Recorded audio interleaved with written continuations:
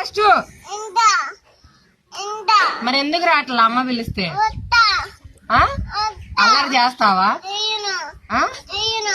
కొడతావా ఎవరినైనా? ఏడుతావా మంచినీళ్ళకి పోతానని? మరి ఎందుకు అట్ట చేస్తున్నావు చెప్పు. చేస్తావా ఇంకోసారి? ఏమేం చెయ్యవు? ఏం చెయ్యవుగా?